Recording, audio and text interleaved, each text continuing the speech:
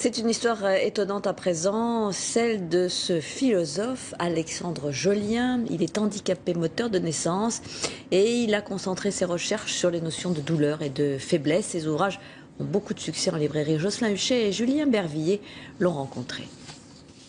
Entre Platon et Descartes, Alexandre Jolien s'est fait une place, philosophe, pour tenter de trouver ce que la vie ne lui a pas donné à la naissance, le bonheur. Et ne pas se laisser ravager par la souffrance.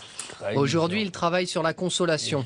Son handicap moteur l'empêche d'écrire, alors il dicte ses textes à son épouse. Je crois que si je n'avais pas été handicapé, j'aurais pas tous ces livres et je ne serais pas du tout intéressé par la philosophie. Et le handicap a fait qu'il y a une urgence à pratiquer la méditation.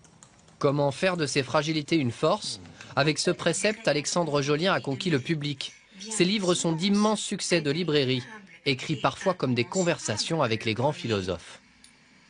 C'est comme si c'était des copains parce que j'ai leur voix grâce à des amis qui me les lisent et ça les rend du coup très vivants.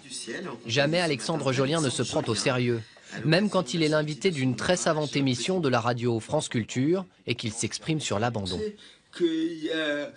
C'est pas du tout la résignation, l'abandon, parce qu'il n'y a rien de pire quand on souffre que de rester immobile et rien faire. C'est un philosophe moderne, au sens fort du terme. C'est un philosophe qui n'est pas simplement dans la répétition des concepts.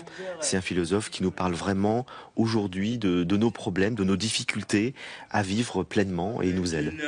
Alexandre Jolien est un philosophe du contact qui expose sa quête du bonheur partout où il passe.